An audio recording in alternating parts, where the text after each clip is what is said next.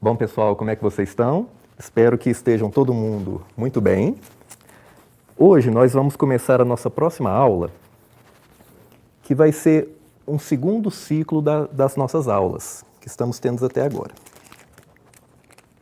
Meu nome é Fabrício e sou professor de História. Estão todos acompanhando bem as nossas videoaulas até aqui?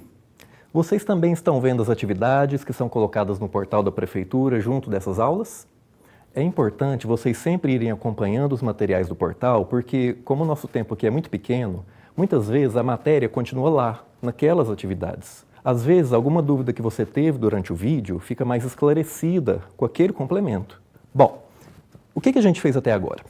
No primeiro mês de aula, vocês perceberam que o professor de História, a de Língua Portuguesa e o de Geografia trataram sempre do mesmo tema central, que foi olhar pelas paisagens, certo?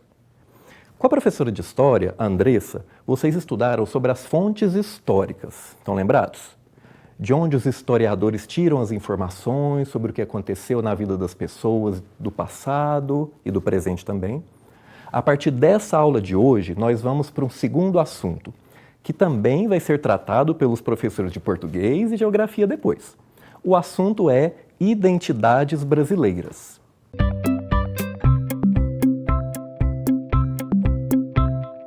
Se eu te fizesse uma pergunta agora para você me responder, quem é você? Como é que você me responderia isso? O que você me diria para explicar o que faz de você, você? Acho que talvez você começaria falando o seu nome, não é? Da sua idade, onde você nasceu, onde você mora. E também faz parte do ser você, quer dizer, como é que você se define, as coisas que você gosta, não é? As experiências que você já teve ajudam a fazer o que é você, não é? Por exemplo, um dia você fez uma viagem para a praia, aí você gostou muito. Então, quando você vai explicar quem é você, você pode dizer assim, eu sou uma pessoa que gosta de praia, não é? Passa a fazer parte da sua identidade. Identidade, então, tem a ver com você definindo quem você é. Normalmente se comparando com outras pessoas, vendo o que você tem de igual e o que você tem de diferente delas. As relações que você tem com as outras pessoas ao longo da sua vida também ajudam a compor o que é você, não é? Por exemplo, você acha que poderia ser uma pessoa diferente se você nascesse com outra família? E se você nascesse em outro país? E em outra época? Estão entendendo o nosso assunto? Estão vendo como é que a história, que estuda outras épocas, outros lugares, pode nos ajudar a pensar sobre o que faz aquela pessoa ser aquela pessoa? Então vamos começar. De onde veio o universo? Como é que começou a vida na Terra? Para que existe a vida na Terra? Você já deve ter se perguntado essas coisas alguma vez, não é? E como na matéria de História do 6º ano, a gente começa falando de épocas mais antigas, nós vamos ter como questão principal não exatamente as identidades brasileiras, porque ainda não tinha Brasil na antiguidade, mas a nossa identidade como seres humanos. Em outras palavras, o que nos faz humanos? E como nós surgimos? Na verdade, essa pergunta ela é bem velha. Desde a antiguidade, as pessoas se perguntam sobre isso. Os povos antigos e vários cientistas até hoje criaram várias e várias explicações para a origem dos seres humanos. Algumas explicações são mais voltadas para a religião, são baseadas na crença e na fé, e outras são formadas após investigações científicas. O que você já ouviu ou leu a respeito? Já teve curiosidade e procurou alguma coisa sobre as origens do universo, do planeta Terra, dos seres humanos? Vem aqui comigo na tela. Vamos dar uma olhada aqui então. Primeiro, vamos falar a respeito das explicações religiosas para o surgimento do mundo, para o surgimento dos seres humanos. Aqui eu coloquei 3 figuras para poder representar o que a gente chama de criacionismos, que é um tipo de explicação religiosa para o começo de tudo. Olha essa primeira figura aqui que está do seu lado esquerdo. Essa figura ela é uma representação de uma figura da Bíblia. É uma das várias versões da Bíblia, desenhado por um artista muito famoso chamado Gustave Doré. Ele está demonstrando aqui o comecinho daquela parte da Bíblia chamada Gênesis. Lembra dessa história, dentro do cristianismo? De que Deus cria tudo, ele cria o mundo, cria os animais, cria as plantas, cria os seres humanos em 6 dias. E no 7º ele descansa. Então, é uma explicação religiosa para o surgimento de tudo, que como Deus cria todas as coisas, a gente chama de criacionismo. Há um criador de tudo. Isso dentro do cristianismo, mas vocês sabem que existem várias e várias religiões no mundo todo, nas diferentes sociedades, não é? Eu coloquei mais 2 exemplos aqui. Olhem esse daqui de cima, mais colorido. Tá? Isso daqui é uma cena que eu tirei de uma animação, de um desenho, chamado Orun Aye, a criação do mundo.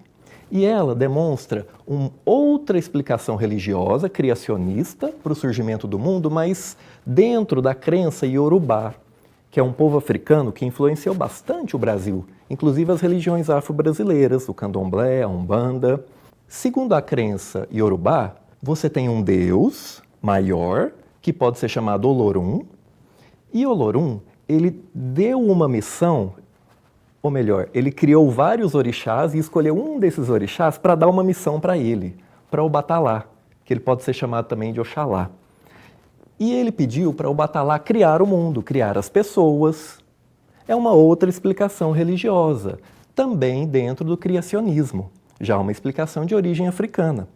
E um terceiro e último exemplo aqui, que eu coloquei a respeito dessa figura de baixo, já é de uma explicação religiosa de um povo indígena brasileiro, o povo tucano. O povo tucano acredita em um grande Deus também, que eles chamam de avô do universo, ou o Muku Nhenku. Tá? E aqui nessa figura está mostrando esse avô do universo criando as pessoas. Conseguiram entender?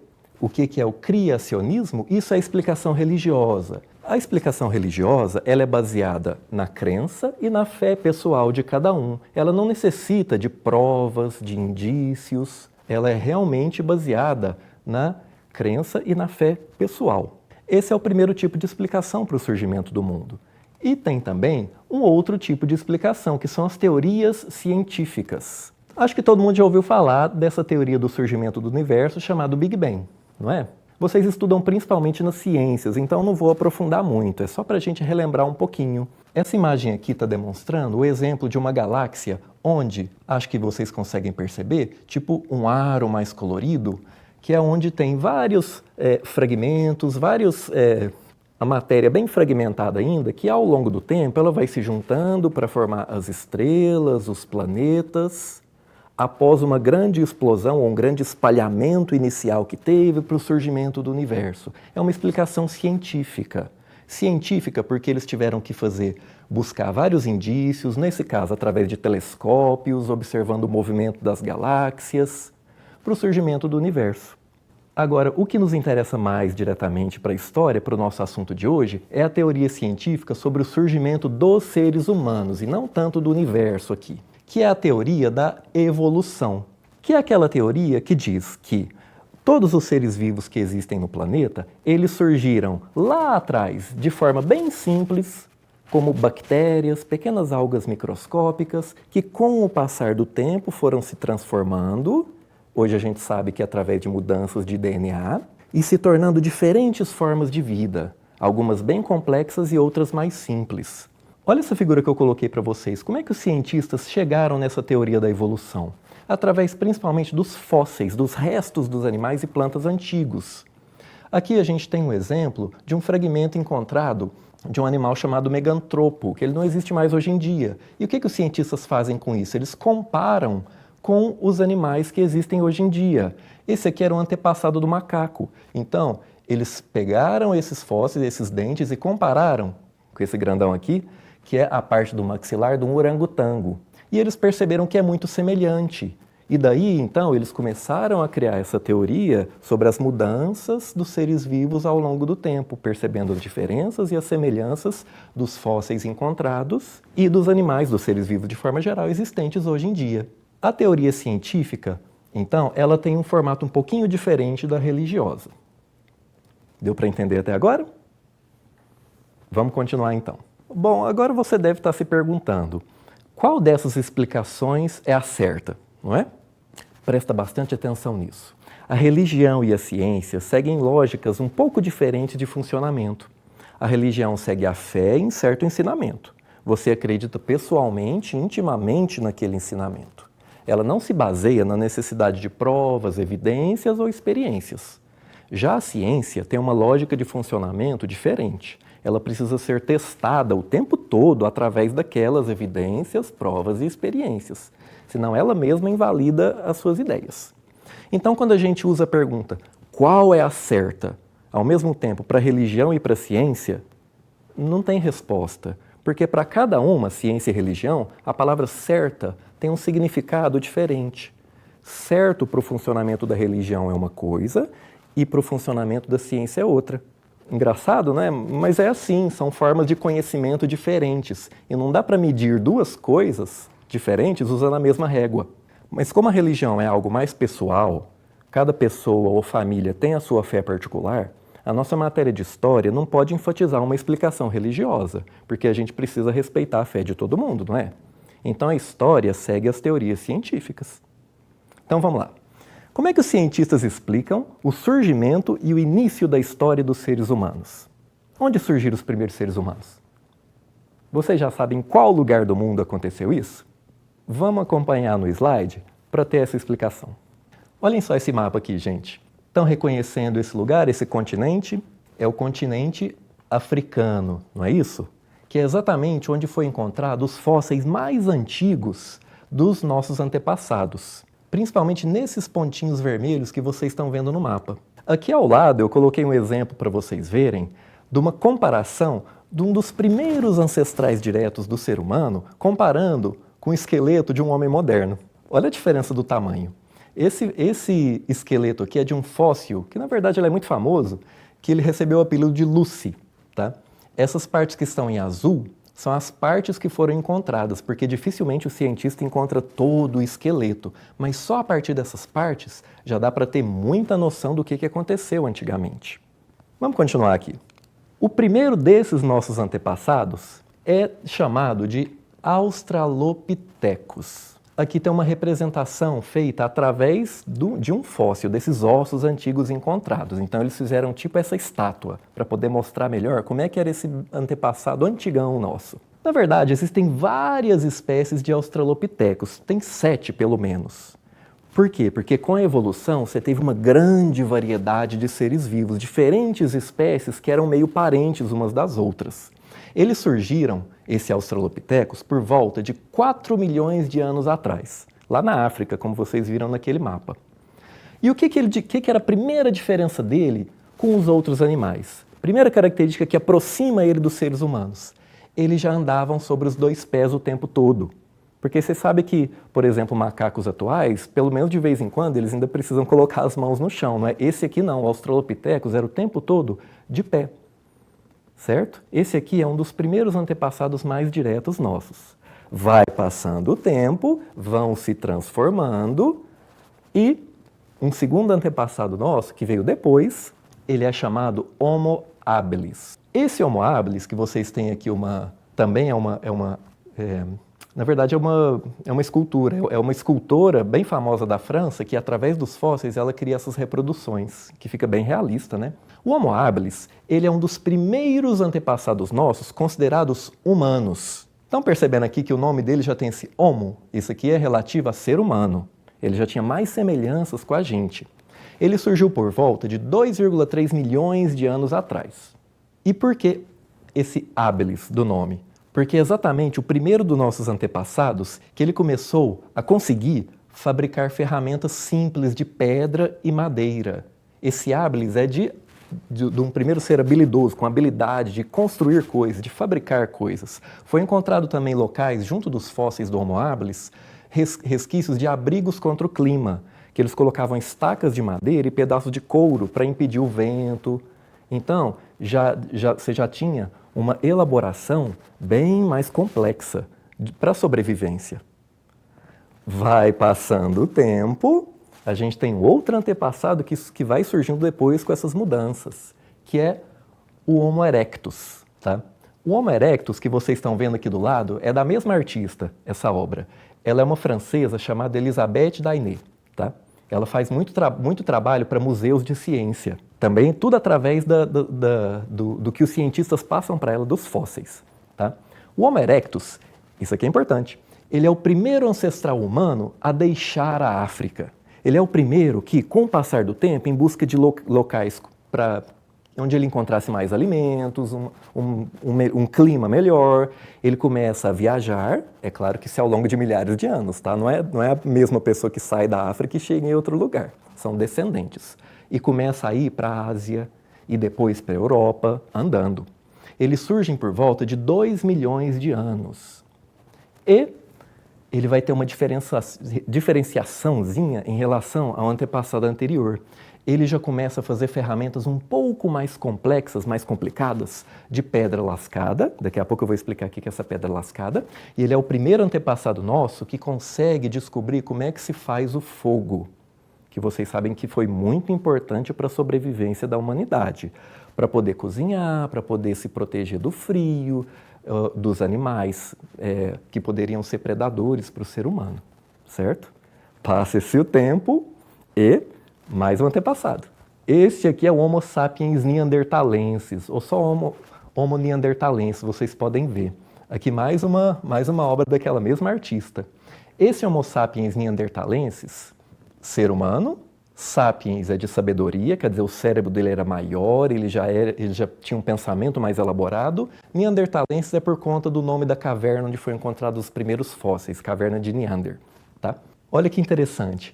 Esse Neandertal, como a gente pode chamar, ele conviveu numa mesma época que o ser humano moderno, que a nossa espécie mesmo. Eles viveram na mesma época, tinha 2 espécies de ser humano. Hoje em dia só tem uma, não é? Eles surgiram por volta de 250 mil anos, certo? E eles conseguiam, olha isso aqui, fazer objetos de pedra mais elaborado, de ossos, de madeira. Eles já fabricavam roupas, adornos, isso que a artista colocou, brincos, em algumas colocam colares também, apesar dessa aqui não aparecer. Os neandertais já fabricavam isso.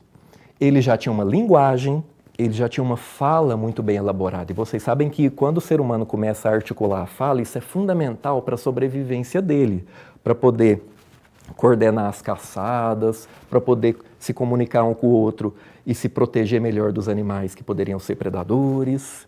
Foi encontrado até pedacinhos de pequenas flautas junto de fósseis de Neandertal. Tá? E por último, a nossa espécie, o Homo sapiens sapiens, tá? Ou você pode ver só Homo sapiens. Quer dizer, por conta do cérebro um pouco mais elaborado, então eles colocaram 2 sapiens aqui, né? Dessa questão da inteligência, da capacidade cerebral, né? É a nossa espécie atual. Olha só que interessante, gente, isso aqui não é uma fotografia de uma criança, isso aqui é uma escultura, tá? Isso aqui é a mão da Elisabeth Dainé, terminando de arrumar aqui as pinturas dela. A nossa espécie ela surgiu por volta de 190 mil anos atrás. Tá? E lembra que eu falei que eles conviveram com os neandertais? Tem uma hipótese dos cientistas que talvez a nossa espécie tenha extinto os neandertais. Por conta da competição de caçada, o Homo sapiens sapiens se saiu melhor. Só que em pesquisas mais recentes, a gente já sabe que a nossa espécie se misturou, teve filhos, com alguns neandertais.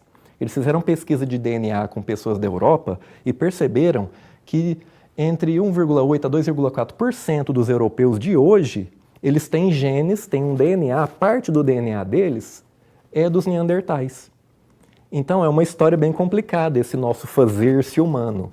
Se vocês estão conseguindo me acompanhar aqui, como é que vai ser rica essa história ao longo de milhares ou milhões de anos.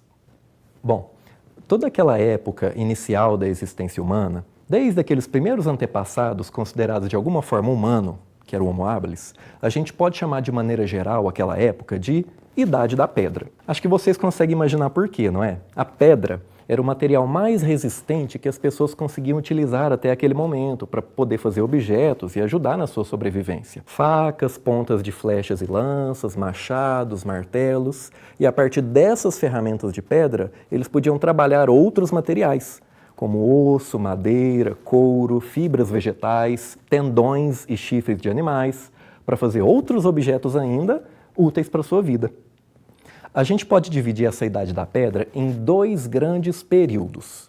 O período paleolítico, que significa literalmente pedra antiga, ou idade da pedra lascada, e o período neolítico, que significa pedra nova, ou idade da pedra polida.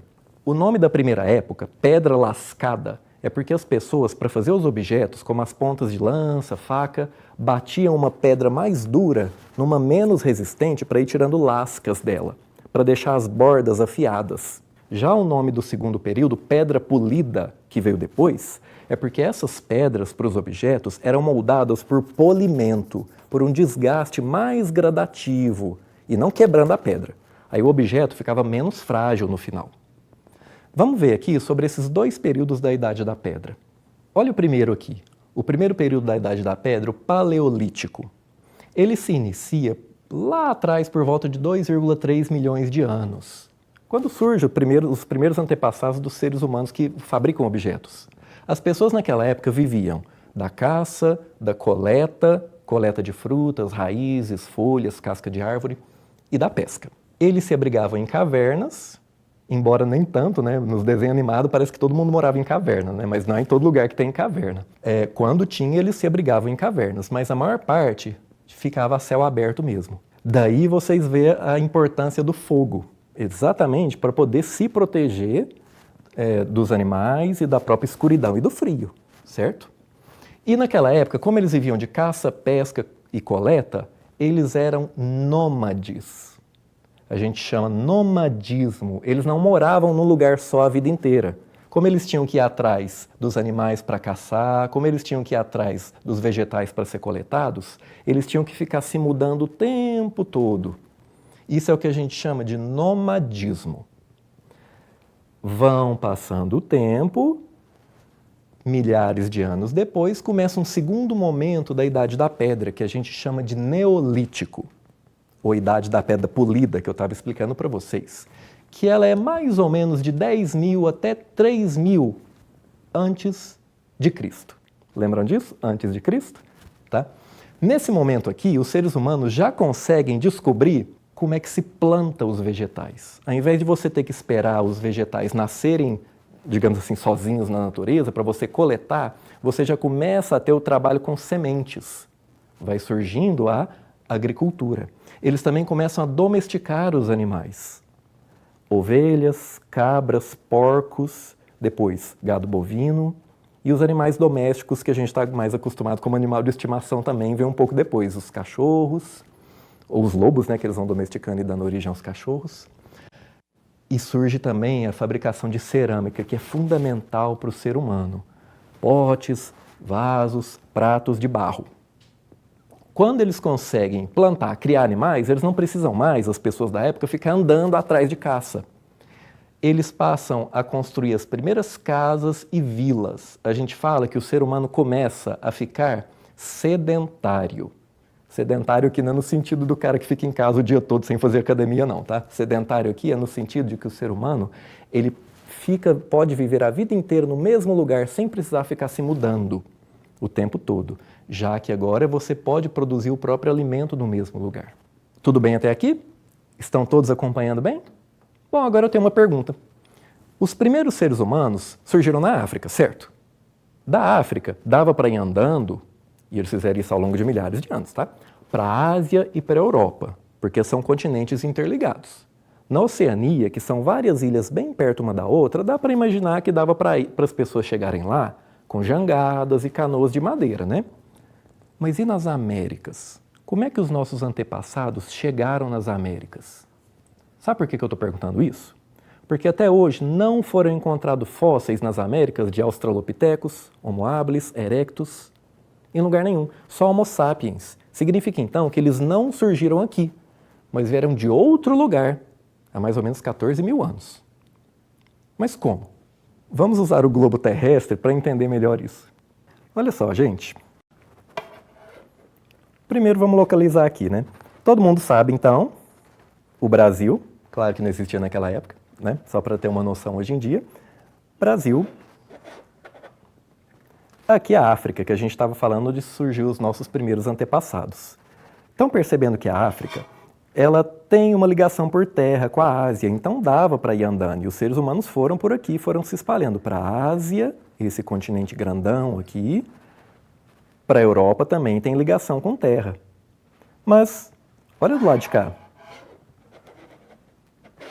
As Américas não têm uma ligação por terra, nem com a África, nem com a Europa,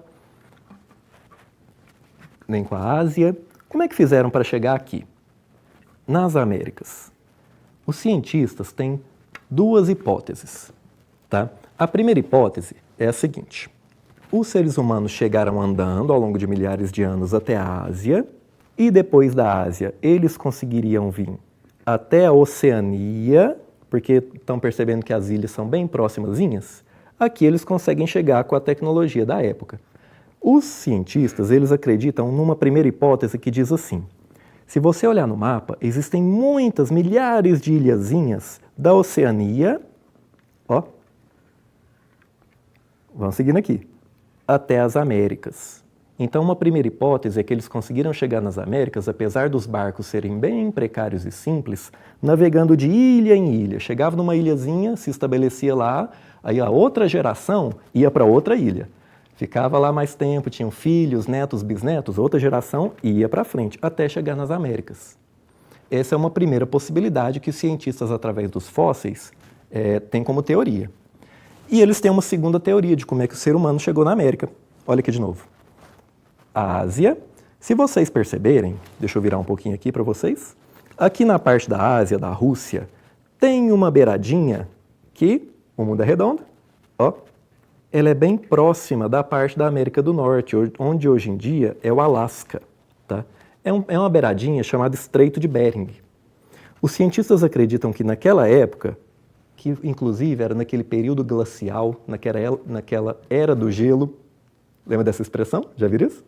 Isso aqui estava congelado, esse pedacinho de mar que separa essa beiradinha da Ásia com a América. Só que esses seres humanos conseguiram passar andando, atrás de caça, atrás de outros lugares para viver.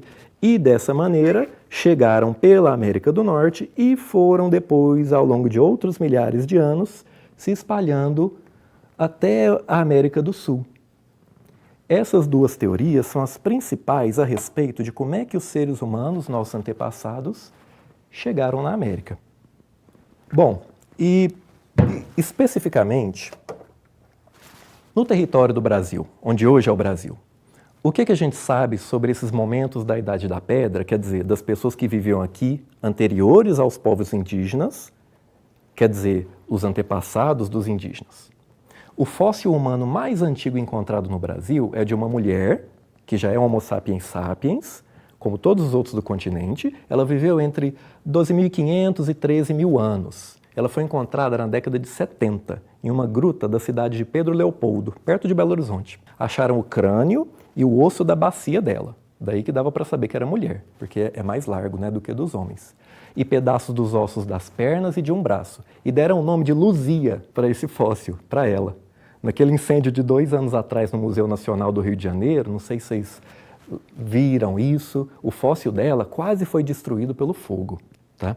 Além de Minas Gerais, existem vários outros sítios arqueológicos no Brasil que podem nos revelar um pouco sobre a vida das pessoas na Idade da Pedra. No Piauí, você tem sítios arqueológicos muito importantes daquela época, no Pará, no sul do Brasil, certo? Nas atividades que vocês vão fazer, a gente vai poder estudar mais um pouquinho sobre essa Idade da Pedra lá em outras regiões do Brasil. Como é que foi tudo isso, certo?